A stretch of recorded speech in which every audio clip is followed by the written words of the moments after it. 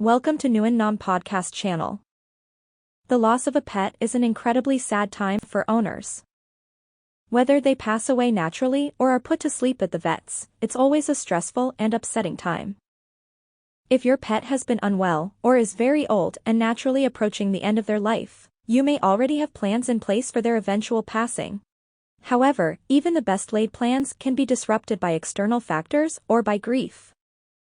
If you're struggling with the loss of a dog in the immediate aftermath, always ask for help from a friend, family member, or veterinary professional. What often adds to the trauma of the death of a pet is the uncertainty of how to handle their remains. Take some of the stress out of this period with this comprehensive guide on what to do when your pet dies, and how to cope with the loss of a pet. What happens when a pet dies naturally?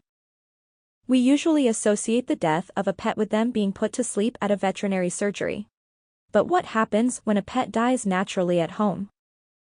If your pet dies at home, it may be difficult to handle their remains. You may wish to call your vet or another professional service, such as a company that can assist with disposal. Following the death of a pet, their body may still show signs of what can look like life, such as the following: twitching, as a result of natural nerve spasms after death. The release of air from the mouth when moved. The release of bodily fluids and gas. These can all be quite upsetting for owners to witness, especially if they aren't expecting them. They are not, sadly, signs that your pet is coming back to life. They are simply the natural bodily functions and what happens when a dog dies naturally. What to do when your dog dies.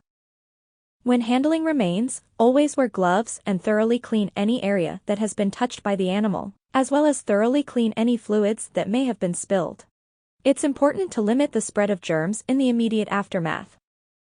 You may wish to leave your pet at home for a few hours before organizing a dead dog disposal, in which case, ensure that the body is left in a cool room for no longer than 24 hours. Be aware that rigor mortis, the stiffening of joints after death, will begin to set in after around 3 to 4 hours.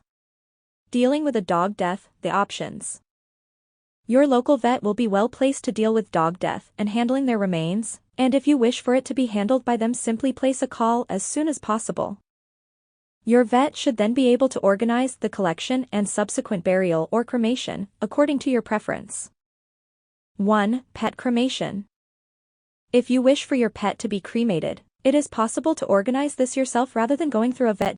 Dog cremation is more costly than home burial, but gives owners a variety of options when it comes to memorializing their pet's remains. Crematoriums will return a pet's ashes to their owner, and these can be stored or scattered according to personal preference. Many owners choose to keep their pet's ashes in an urn or even store them in keepsake items, such as a piece of jewelry. Owners also often scatter their pet's ashes in some of their favorite places or walks.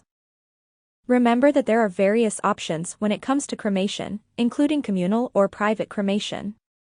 If you're planning to use your pet's ashes for a specific memorial, do bear in mind that although crematoriums do make an effort to keep ashes separate during communal cremations, this cannot be guaranteed. 2. Home burial. Some owners choose to bury their pets at home. This option reduces the cost of dead dog disposal by avoiding expensive cremation costs, and gives a final resting place to beloved pets, at home. If you're thinking about home burial, it's important to consider local laws. In some countries, it is legal to bury pets in a garden that you own. It isn't legal to bury animals in the gardens of rented accommodation, any property that you don't own, or in public places. If you choose to bury your dog, check with your vet that their remains are not hazardous to human health before proceeding and choosing a place away from water sources. When burying a dog at home, ensure that their grave is no less than 3 feet deep, to ensure that their remains stay covered. You may also wish to mark the burial site with a covering of stone, or even a potted plant. 3. Pet cemeteries. Check if there are any pet cemeteries and crematoriums around your area that will provide burial services for pets. This is generally a more expensive option than dog cremation, the final price being dependent on weight. Cemeteries may also require that remains be buried in a coffin or other container, which further adds to the overall cost.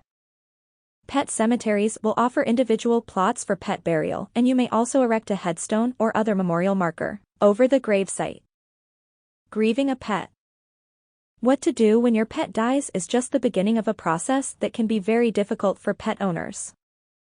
For many, the passing of a beloved pet is similar to the death of a friend or family member, and you should always seek support if needed. Grieving a pet is always difficult, but there are certain things you can do to help you and your family get through the loss of a dog.